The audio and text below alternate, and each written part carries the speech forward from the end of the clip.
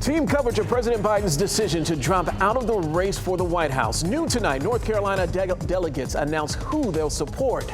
And Vice President Kamala Harris gets Biden's backing, how she says she'll earn the Democratic nomination. Plus, the questions we're asking about North Carolina Governor Roy Cooper, who could be on the short list for vice president. We're staying on top of new developments in today's breaking story after President Joe Biden ended his re-election bid. Good evening and thanks for joining us tonight. I'm Julian Grace. Well, less than 2 hours ago, North Carolina's Democratic delegates announced they are unanimously endorsing Vice President Kamala Harris for president. North Carolina Governor Roy Cooper has announced his endorsement for Harris amid speculation that he could be her running mate. WRAL's NC Capitol team confirmed that Cooper and Harris talked on the phone today, expressing his support. Harris has officially filed with the Federal Election Commission, changing the name of the Biden for President campaign to the Harris for President and transferring its multi-million-dollar funding. WRAL has team coverage tonight on the impacts of Biden's decision to drop out of the race. We start, though, with Brian Schrader in the WRAL Live Center, who is keeping tabs on whether state Democratic delegations are supporting Harris.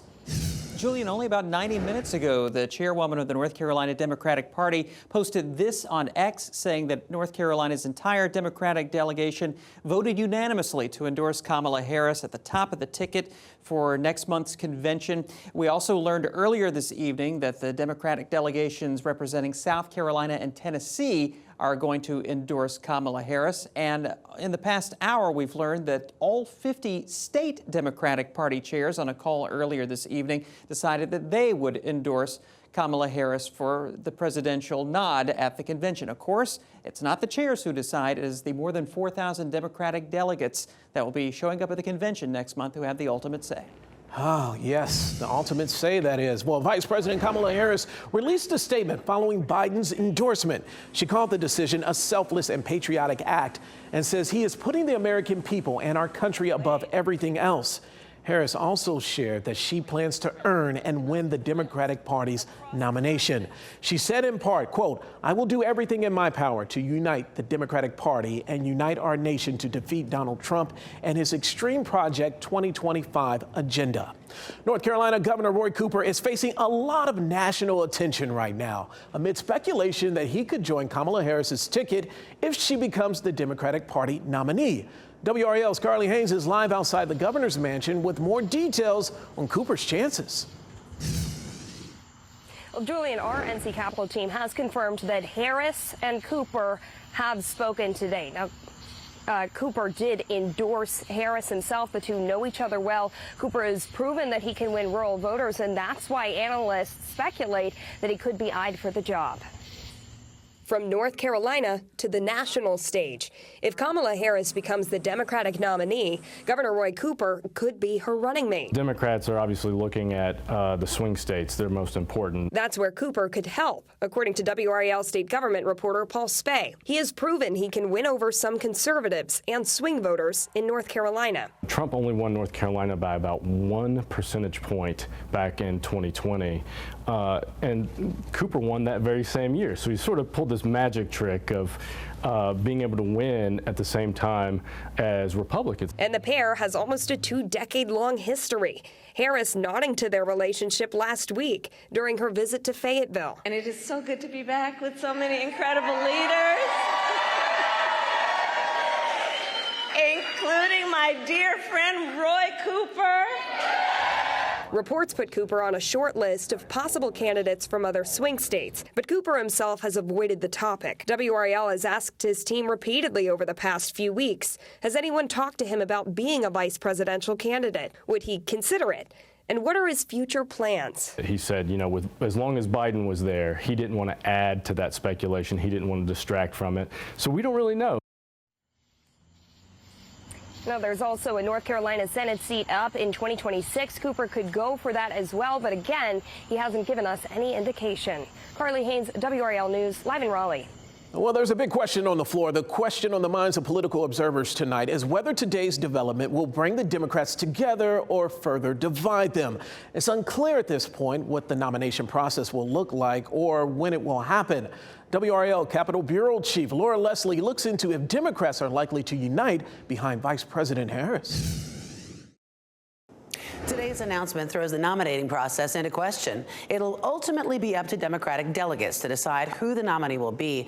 Biden's endorsement today gives Harris a strong boost. We're already seeing that reflected in more endorsements, but it's still not a slam dunk.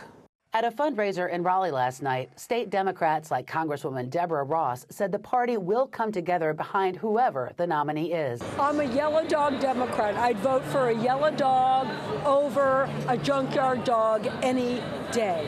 This is not about Biden. This is about saving our democracy.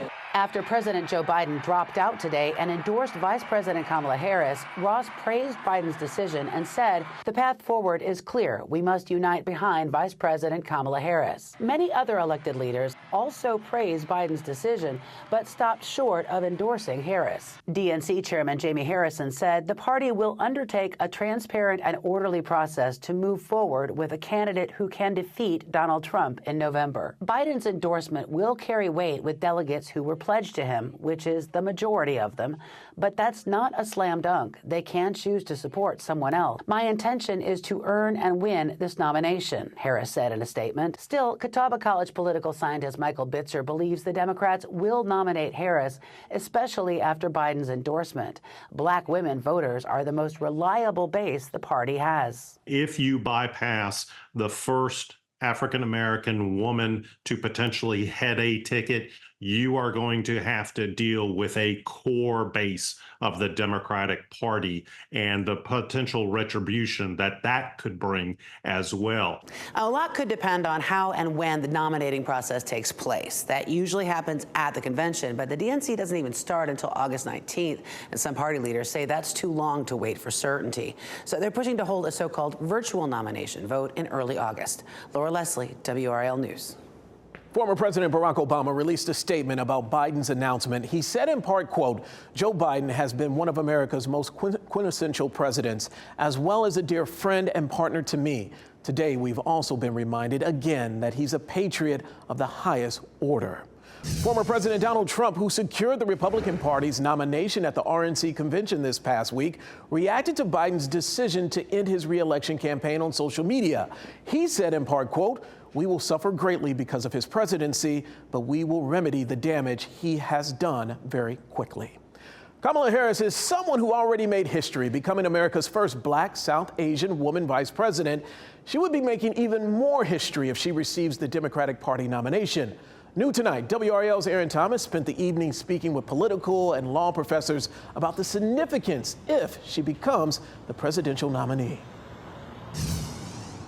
Yeah, Julian, the two law scholars that I spoke with tonight, they say that having Harris assume the presidential nominee position would essentially energize the campaign. But voters wonder if she can withstand different challenges, such as her race, her gender, and likability within the Democratic Party.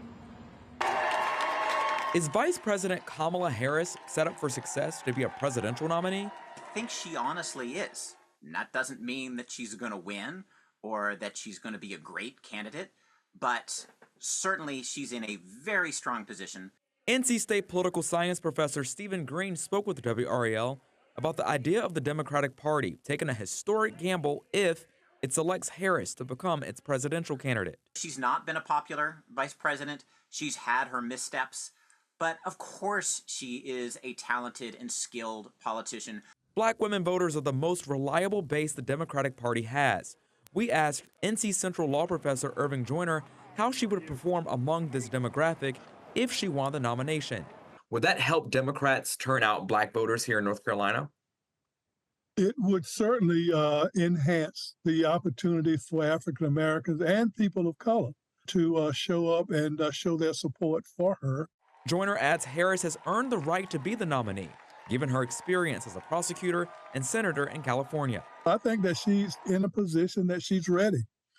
She has accomplished past challenges and certainly is in a position to step up to handle the challenges associated with being the president of this country. And both law scholars add that they'll be closely watching the strategy of the Democratic Party, such as who Harris would pick as her VP if she secures the nomination. Aaron Thomas, WRAL News, live in Raleigh. All right, let's talk to the people. Voters at Dix Park shared their honest opinions about Vice President Harris potentially becoming the presidential nominee.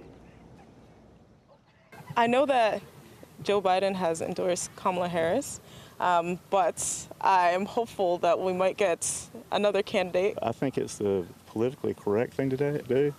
I think for the party, it's probably one of the weakest candidates they have because she's just not liked. Right now on WRAL.com, you can check out where the VP stands on key issues like abortion and immigration. It's right there for you. Well, for more on Governor Roy Cooper's prospects as running as Democratic mate, go to our in-depth story on NC Capitol section of WRAL.com. You'll also find a link to a special episode of the WRAL Daily Download breaking down Cooper's chances.